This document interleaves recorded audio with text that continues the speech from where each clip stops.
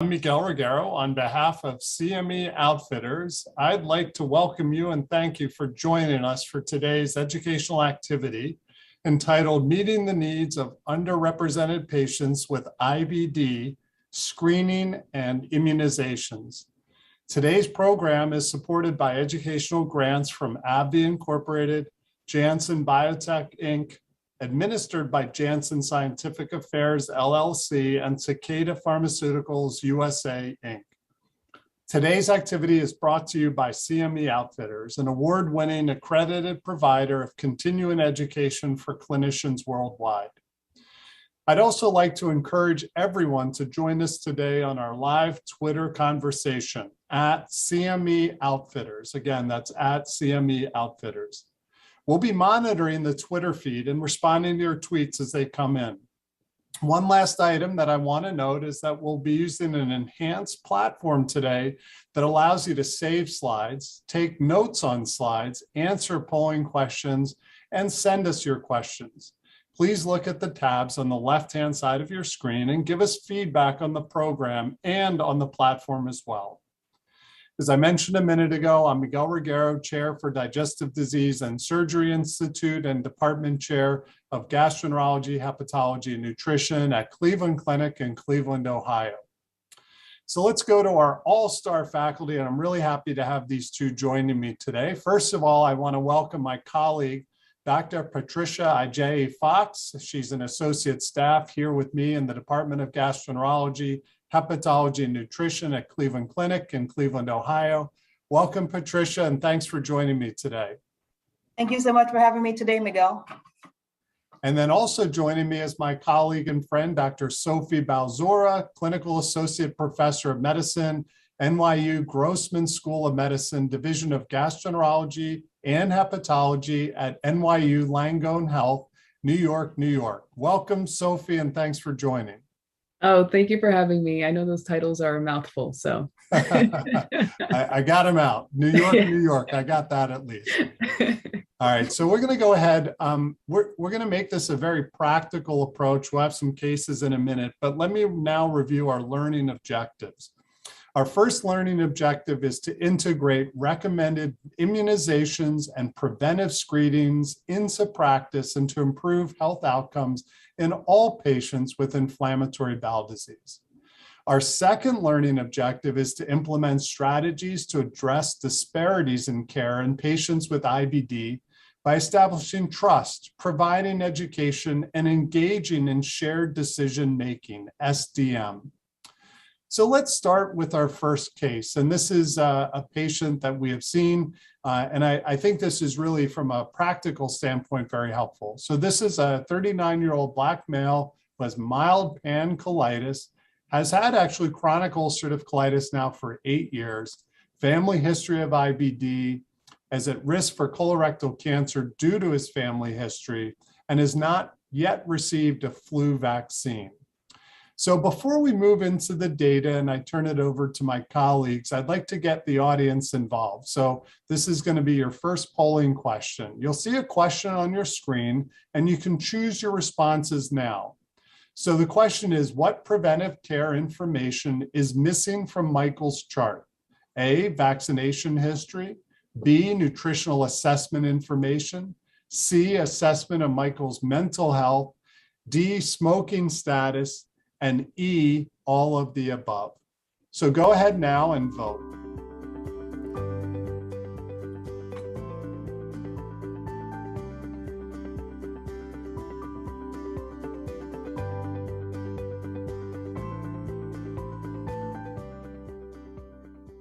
All right, so Sophie and Patricia, the audience, 77% said all of the above are missing. And in a second, I'm going to get to both of you. But let me ask Sophie first, kind of what's your thoughts on health maintenance? How are you looking at patients when they come to see you? Did the audience get it right? So I'll say that the majority of the audience did get it right. I think that, you know, the reason why we're here is because health maintenance is oftentimes overlooked, but it's so incredibly important. So for me, you know, I like to tell patients, particularly at the initial diagnosis, that, you know, I want to have a separate visit that's completely devoted to healthcare maintenance. One, to just give it clout, right? So I think that when you say, I'm going to have an entire visit devoted to this, they say, wow, this is actually really important. And then it just allows them to digest the information better, I think, when you're just presenting that information to them, because there is a lot to go over, as we'll find. So I think having a separate visit, discussing all of the ins and outs of healthcare maintenance is really critical. So that's the approach that I take.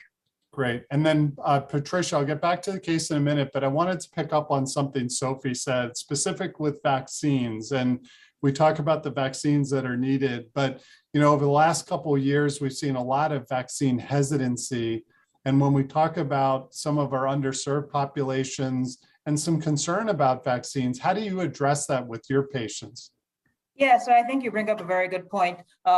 How certain patients, especially this patient who's 39, he may not think he even needs vaccines. So I try to, first of all, make them understand the rationale behind the vaccines, that they're at higher risk of infections. And so we're trying to help them. And I try to figure out what beliefs they may have of the vaccine, so I can try to dispel it and tell them, just so they know how important these are.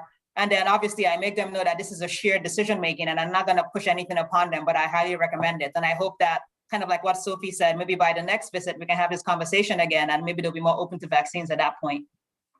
Right. So education, shared decision, and again, gaining that trust. So let's get back to the case of Michael. So again, 39-year-old Black male, mild pancolitis, chronic UC for years, at risk for colorectal cancer, not had the flu vaccine, needs screening assessment. He's actually prescribed mesalamine, but he doesn't want to use rectal mesalamine. So Patricia, I'm going to turn it to you now to talk about preventive care for patients with IBD. We kind of already started this discussion, but what's your experience been in patients when they come in for prevention? Yeah, I think when patients come in to see their gastroenterologist, prevention is not necessarily the first thing on their mind. And so I think what I try to do is I definitely address their whatever they come in with, like if it's more of an acute symptom, and then when they come back the next time, I try to address all their issues. But then I also make them aware of the fact that prevention is very important, especially in their population. Just things to know is IBD patients, they don't receive preventive care at the same rate as general medical patients, most likely because they find themselves coming to their gastroenterologist a lot, and sometimes they almost see them as their primary care doctor. And so something that I try to make sure patients are aware of is that vaccination history is important, and that working with a primary care doctor is also very important, so we can know what vaccines they've had, what vaccines they need, and have a good record of it between myself and their primary care doctor. Right. So again, kind of that education piece, talking about the importance of health maintenance. And also, I think you kind of indirectly raised an important point. As gastroenterologists, sometimes we're almost primary care doctors, right? So we're seeing these patients, they're young, healthy, they're coming to us, and we have to really educate them. So with that, Sophie, let's move into vaccinations. Thank you, by the way, the questions are coming in. I think some of these are going to be answered, but if not, I'm going to ask Sophie at the end. And so, Sophie, it sounds like people saw you today with Katie Kirk. So just to give you a little shout out there. But anyway, why don't you take us through vaccines and how do you handle vaccines in your practice? Sure. So, I like to tell patients that, healthcare maintenance is as important as getting people into remission and keeping them there.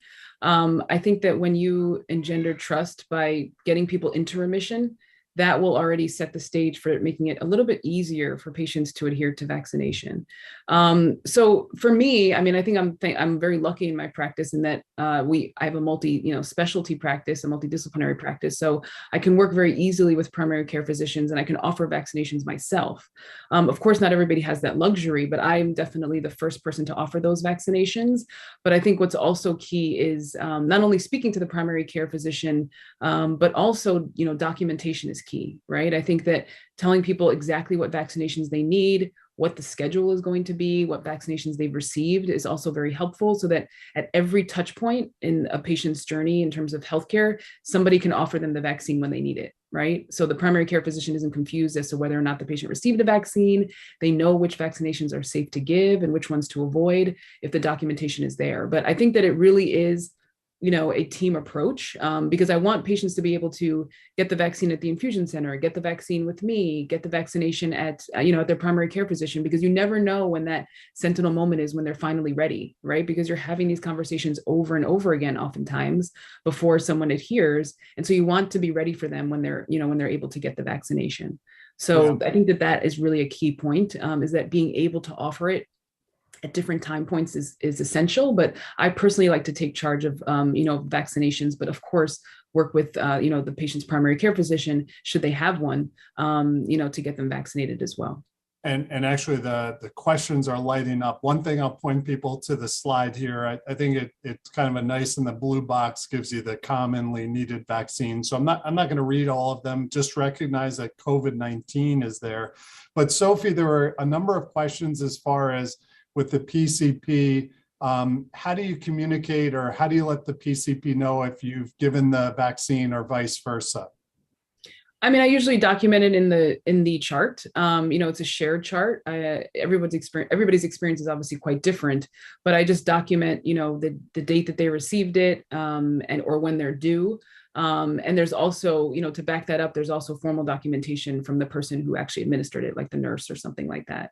But I also send the chart to the physician, to the primary care physician as well. So there's different avenues, there's many different ways where they can access that information very cleanly and very easily. Or, even when I'm starting a patient on a biologic, I will let the physician know, what the implications are for that as it relates to vaccinations. Great. So before we move to the next slide, a couple quick questions on this slide. People see that shingles, herpes zoster is listed, and there's a lot of questions about shingles. But just to summarize this, given that he's 39, would you give the shingles vaccine now or wait till 50?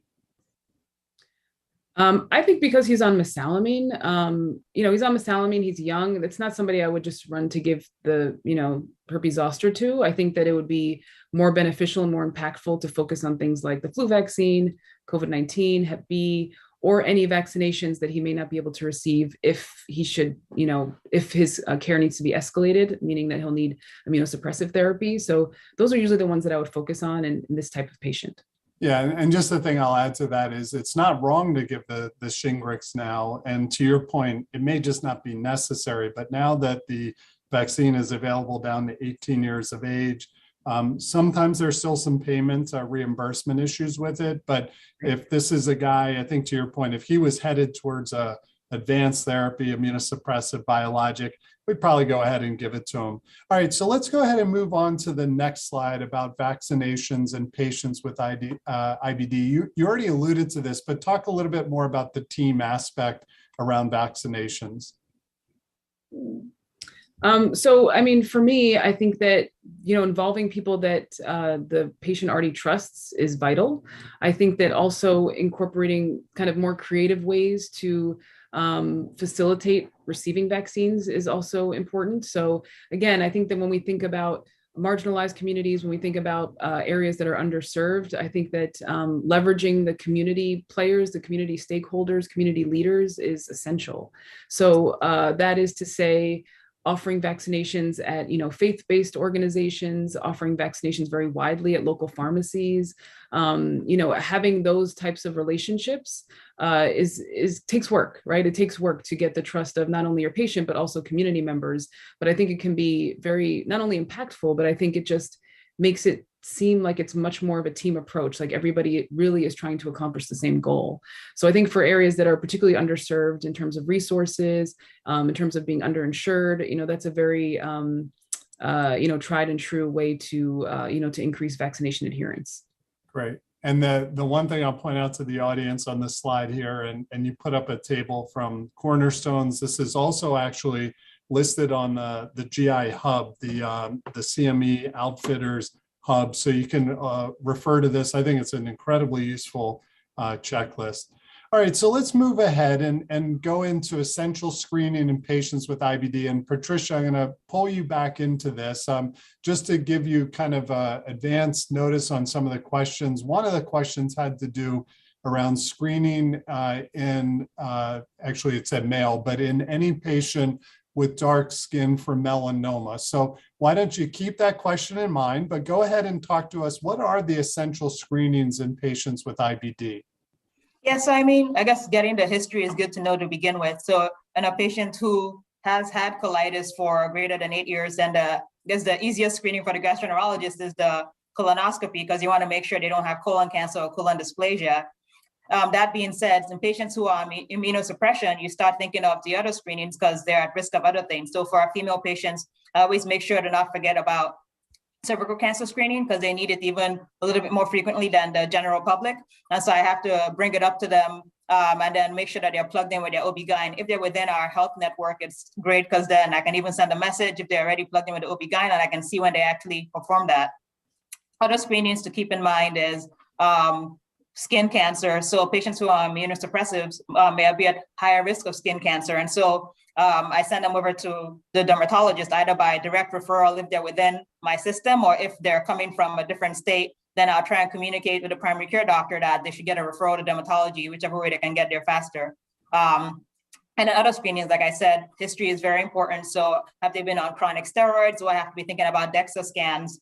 And then taking a step back and thinking about the patient as a whole, not to forget mental health, because IBD patients at high risk for depression and anxiety. And I think we can always start our screening on our own, but I want to make sure that they have access, if needed, to a behavioral health specialist who can I can do the initial screening, but it's good to have that so we can take them to a higher level for that. And then those are kind of the screenings that I think about and how I try to incorporate it.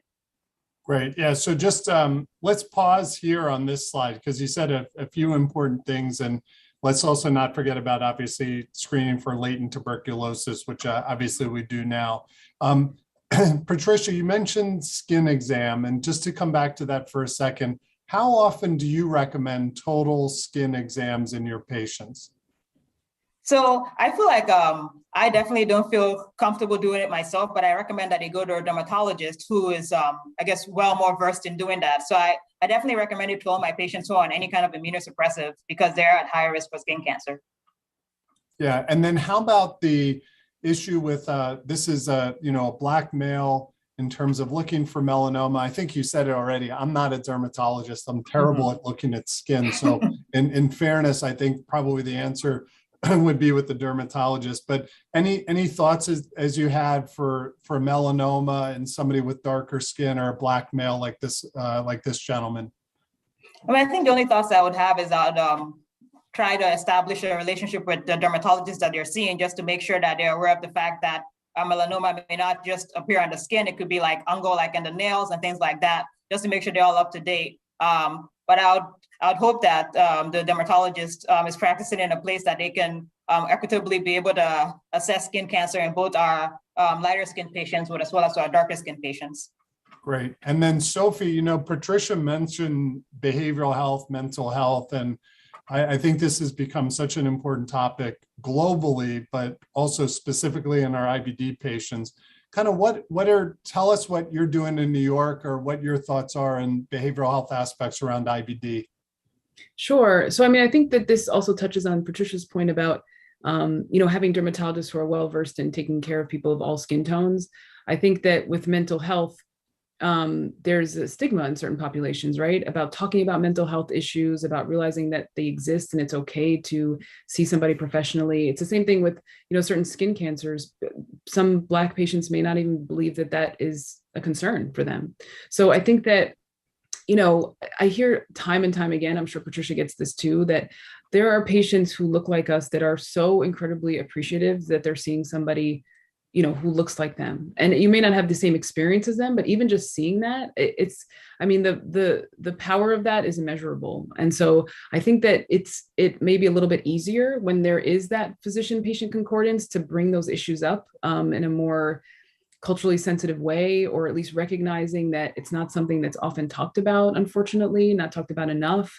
And I think it is a relief off of people's shoulders when you do introduce that issue, and give them the sense that this is not something that you're experiencing alone, that you're not, an N of one. This is a common thing, and this is why this is part of screening. And especially at the initial diagnosis, right? There's so many things that are running through patients' heads. So I think that bringing it up as gastroenterologists, I think it takes, it surprises some people, because they're like, why are you talking about this? I thought you were just a doctor I'm supposed to talk to about my bloody diarrhea with. But when you bring things up like, seeing the GYN, talking about anxiety, getting your vaccinations, I think it really surprises people in a good way, because I think it just gives people the sense that, wow, like they're taking care of me completely. So that's kind of how I bring it up to people, is that you're not the only person. This is something that we absolutely need to address, because it can get in the way of your overall care and your overall health, and your ability to adhere to medications. So. Right. I mean, such important points. And thank you for that overview. But actually, before we go to the next slide, one more question on this, and thank you for everybody sending your questions, and I'll get to them as we move to the next case and before we wrap up the evening. But on this slide, Patricia mentioned smoking cessation, which is obviously something we want for all of our patients who smoke. But there's an interesting paradox in ulcerative colitis. And first of all, maybe for the audience that may not be aware of it, let us know, what is that? And then how do you counsel, or what do you tell your patients with ulcerative colitis that might smoke if they quit? How do you guide them? Yeah, I mean, for Crohn's disease, it's quite clear that smoking, has no benefit and could impact, patients' ability to get well and be in remission. But for ulcerative colitis, there is, evidence that suggests that there is some benefit to smoking. But of course, we know that there are so many, there are so many detriments to your health overall, that it's not something that we recommend people take up, or that they don't quit. So will they potentially see a change in symptoms? Will it potentially affect, the medications that they'll take? I mean, it's always a possibility, but by far and away, I mean, I always recommend smoking cessation for patients. Right. So why don't we, it's a weird thing, right? That we talk about smoking cessation. I just tell the patients they may get more symptoms, but we still want them to quit even with ulcerative colitis. Why don't we go to the next slide? And this is kind of the guidelines and the checklists. And I know it might be hard to see on your screen depending on how large your screen is, but this is a really useful kind of the guidelines. This again is listed on the CME Outfitters website, so you can obtain all of these references, the guidelines in general. And I think these again just get to the whole aspect of incorporating checklists into our practices. And I think that's just so critical. Let me shift now to the next case. And the next case is also going to highlight the team that we all talk about in IBD care. And I'm curious, when we go through this for both Patricia and Sophie, kind of how you work with your teams and who is part of your team. So this is Anna. Anna's an Hispanic female, single parent. She's limited in English proficiency. She needs a colonoscopy, but didn't show up for her regular scheduled procedure. So let's go to the next audience response question here. So before we move on, Hispanic patients have seen an increased incidence of IBD due to A, environmental exposures, B, genetic differences, C, social determinants of health, D, incidence is not increasing, or E, I am not sure. So take a minute and answer the question.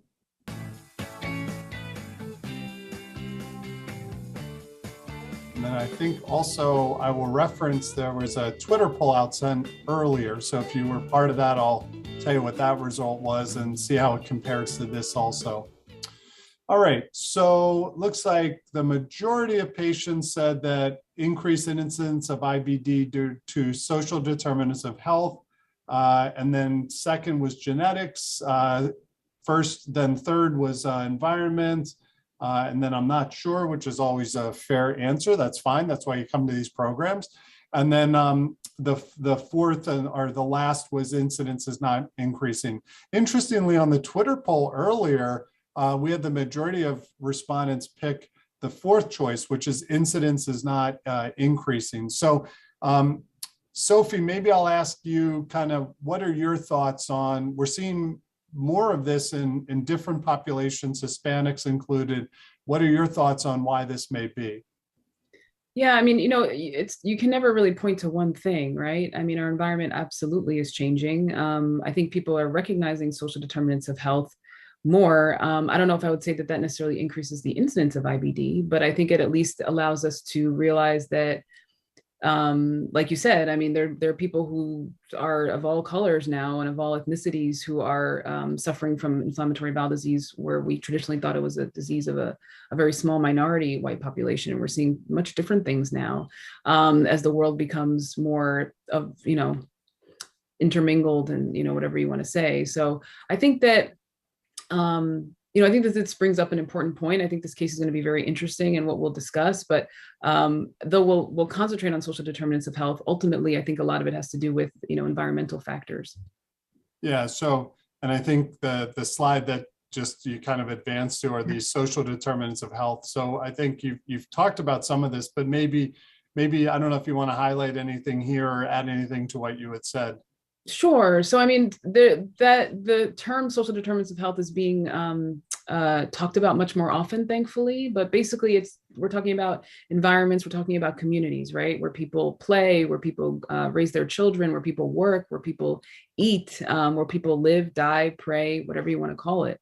And so some obviously have, better infrastructure than others. And all of that really plays a huge part in people being able to achieve their best health. So as it relates to Anna, the patient that we have in front of us, and a lot of patients that we may see, depending on where you practice, there are so many things, right? So many structural forces that resulted in her missing her appointment. And so I think that before we employ that unconscious bias that we don't realize that we're employing, or think one thing or the other when a patient doesn't come, there's so many things that we need to ask the patient well before that colonoscopy occurs, so that we can prevent these types of situations. Yeah, and as we show you what happens in the case, I just want to make a comment first that the incidence and prevalence that we're seeing in different populations, and for this example here in this young Hispanic female, are probably multifactorial. I think the social determinants of health clearly is part of it. Some of it also is that there's an underreported aspect to IBD. Some of the patients, either culturally or just not comfortable, as you said, living in the community, just may not really want to share with anybody, not only family, but let alone a physician or a healthcare provider. The other aspect is I think there's a clear environmental signal, and we've seen this with multiple diseases. And I think as our environment is changing, and in this way, worldwide changing with diets that are becoming similar and maybe not the healthiest with higher processed foods, that may be playing a factor as well. But let's go back to Anna. So she's, again, a Latina female, single parent. She has limited English proficiency, needs the colonoscopy, has no transportation. And Sophie, you kind of already alluded to this. She receives a no-show fee from the doctor's office due to a missed appointment. And I think this is obviously a deterrent into itself. It sends a negative message. And we have no idea why she didn't show up to her appointment. Patricia, I'm going to now kind of shift into this medical home that we have here at Cleveland. I know in New York, Sophie, we'll hear about your team-based approach. I know a lot of the good work you're doing there and with your teams, and then some of the others around the country. But just to put this briefly, and for those that haven't heard of this concept, this medical home, it's not a brick and mortar place. It's actually a concept of a wraparound care for a patient where we provide care just beyond gastroenterology. So we include other specialists. Certainly the PCP plays an important role. We shouldn't ever forget that. As a behavioral health expert, so whether it's a psychiatrist, a psychologist, social worker, the nurse practitioner, PA, dietitian, pharmacist, and really, I think it does take a village sometimes to take care of a patient. So Patricia, maybe first from you, kind of tell us your experience with the medical home and this team-based. How do you interface? How do you find that your patients are finding this team approach? Yes, I mean, I think it's great to be at a center that has this. And I think patients see it very positively because not only do they get to see their gastroenterologist, but as we mentioned before, patients have many other needs than just their IBD. So they get to see the behavioral health specialist. And some of the younger patients are still trying to struggle with the fact that they have this chronic illness or chronic disease, especially if they didn't have it in their family previously. So I think they definitely really appreciate the behavioral health aspect of it. Additionally, having nurse practitioners and nurses who, in the case of Anna, I think would have been helpful if from the beginning, who they were able to tease out the social determinants of health that stopped her from coming to a colonoscopy. Like, was it a language issue? Did she not understand her prep instructions? So I feel like having like a whole team together, like the social worker, the dietitian, and patients who may have like overlying celiac plus IBD, I feel like the patient sees it in a very positive way. And I feel like in the case that we discussed, it would have been very beneficial to have a medical home, because then if the physician may have missed the social determinants of health, perhaps the nursing staff or a nurse practitioner or a social worker or anyone else on the team would have picked up on it. Yeah, and I sometimes say to my patients when they're seeing us in the clinic or they've done these virtual or telemedicine visits, sometimes the patients will latch on to a team member. I thought of a patient I saw today who probably contacts our dietitian more than anybody. Patient I saw yesterday, it's our PA nurse. The point being, like you said, there's a level of trust that's established with the whole team, and each member of the team is equally important, and the patient may bond with different team members in different ways. Sophie, there's a question that came in as far as medical homes and centers of excellence. I guess one practical question is, a lot of the care, or most of the care, I should say, around anything but IBD in this case, is done not in these tertiary care or centers of excellence. They're done in the community. They're taken care of by primary care, gastroenterologists, APPs. Just from a practical standpoint, how does somebody find a center of excellence? Well, I think that programs like this one, to be honest, that was not a loaded question. I wasn't looking for that, but okay, we'll take it. But yeah, I mean, I think that is an important start. And, when you access those resources for patients, you can see who is writing those resources, how are they accessible? Because I think a lot of people at these tertiary care centers are very much invested in just as community physicians are, of course, and just elevating the care that they deliver to patients. So I think that would be the way I would seek it out. Is just by trying to find those resources online that are geared towards patients, and then ultimately it will bring you back to who's writing them and who is kind of laying the groundwork for those sorts of things. Yeah, and it can be challenging.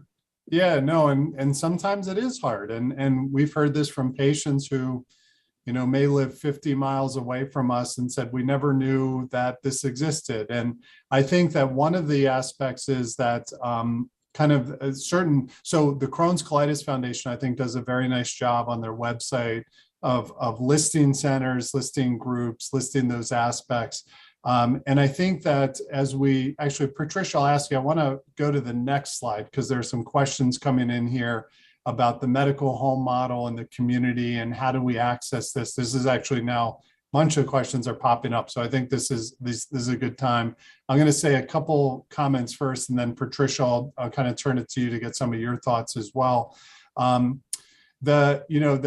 just read off some of these. I'll answer some and then I'll turn them to you. So one frustration for my patients who are referred to large centers is the time to the appointment. It's especially challenging when they're flaring.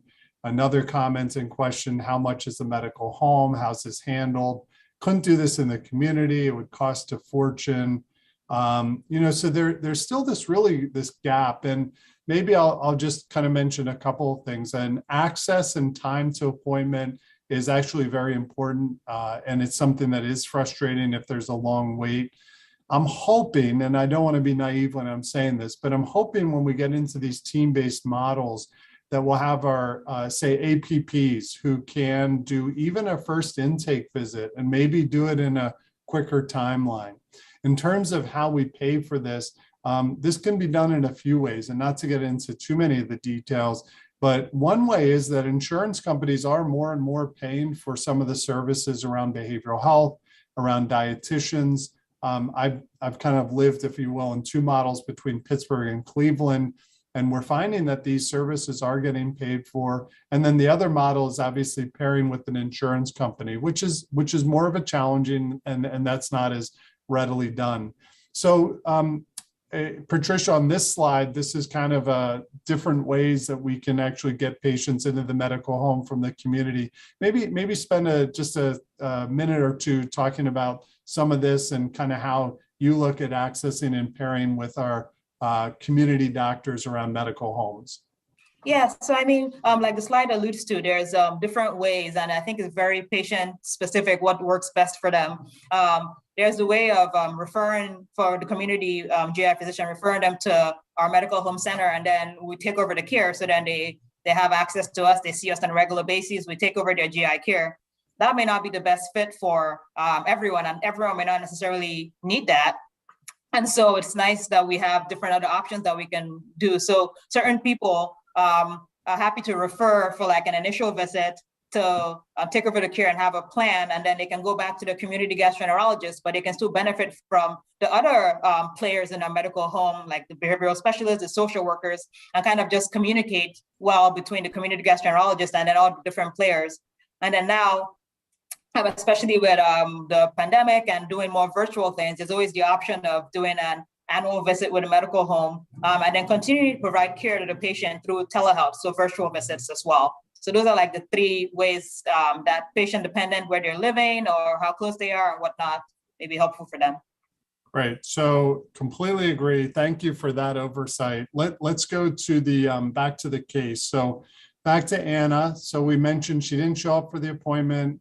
She got a no-show fee. And the reason is she didn't have transportation. And she had a hard time just getting there. So I think this is a perfect example of where we need to really consider all social determinants with our patients. I think both of you did a nice job of outlining that. And then maybe what I'll do is just take us through the last few slides, and then I want to engage both of you in some of the questions that came in. And we know we need to provide optimal care for our underrepresented patients. Sophie, I think you did a really nice job of outlining some of this up front: health literacy, financial constraints, work constraints, language barriers, as Anna had, and transportation barriers, which was the reason she didn't show up for her colonoscopy. And then there are insurance barriers too. And I think that depending on the patient, this can be a big deterrent as well. So I'm just going to wrap us up with a couple slides, and then I'm going to get into some of the questions that are coming in here. So these are called the SMART goals, and these are specific, measurable, attainable, relevant, and timely. So we need to recognize the need for immunizations and preventive screenings for patients with IBD. We need to adhere to the guidelines and appropriate immunizations and screenings. You heard from everybody tonight: educate our patients, collaborate with primary care doctors around the importance of immunizations and screenings, integrate recommended immunizations and preventive screenings into practice. And I think this is practically done by these checklists, guidelines, and we included some of those on the website as well. And then, as in both of these cases, and I think Patricia and Sophie has done a nice job of looking at social determinants of health that these patients may be facing. So with that, before I completely conclude and get to questions, I want to thank both Patricia and Sophie for the wonderful discussions, and I really appreciate their time. And as a reminder, this is the second program in our series. I encourage you to join us for the last two live programs. The important role of preventive screening in IBD: how, who, and does it matter? November 8th from 6:30 p.m. Eastern to 7:15. And then the medical neighborhood in IBD: steps to improve care for all patients, on November 16th, also at 6:30 p.m. Eastern to 7:15 p.m. Remember, if you want to ask us a question, just hit the Ask Question tab. I see that many of you have already done that.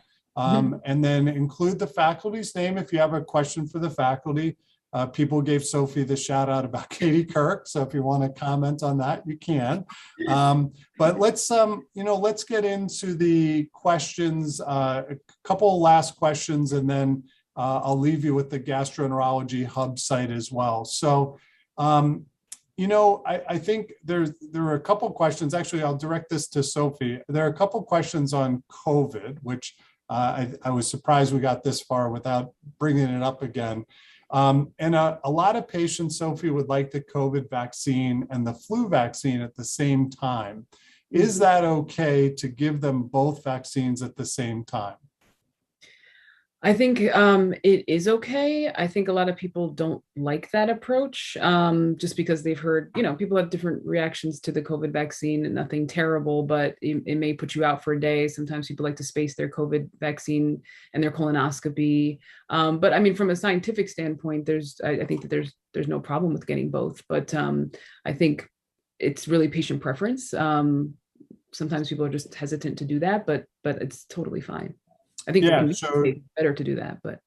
Yeah, you're absolutely right. And actually, I think as we go forward, there's even talk about combining vaccines, but it's interesting early in the pandemic, or I should say early in the vaccine portion of the pandemic. So not because vaccines obviously weren't around for the first part, but when vaccines became available, there were guidance and recommendations not to give concomitant vaccines. So the flu vaccine with COVID. Now that's gone away. So for our audience out there, you can get the flu vaccine and the COVID vaccine at the same time. There's no downside to that.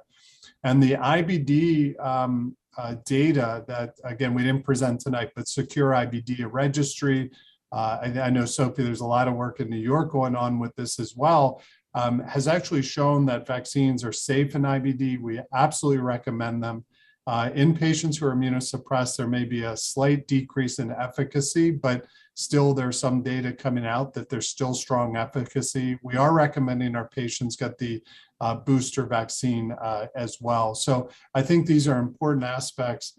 Patricia, I'm going to switch gears, and there is a question on diet, and specifically to Anna in terms of maybe culturally a diet for her.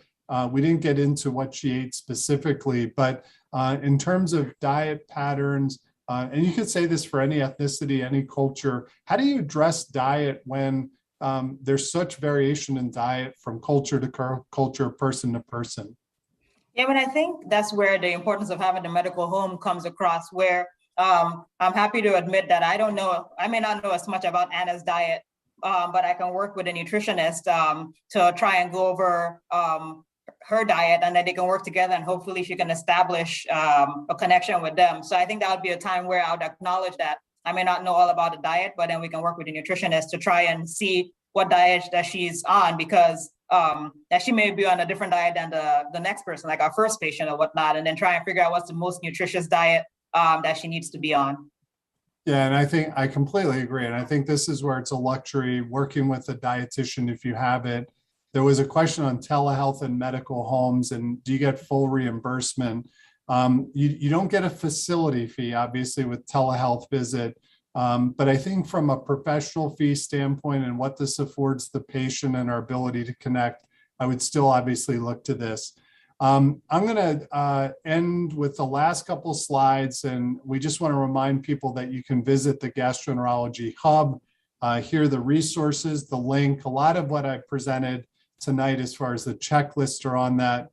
And then finally, remember to receive credit, to receive CME and CE credit, participants must complete the post-test evaluation, and participants will be able to download and print their certificate immediately upon completion.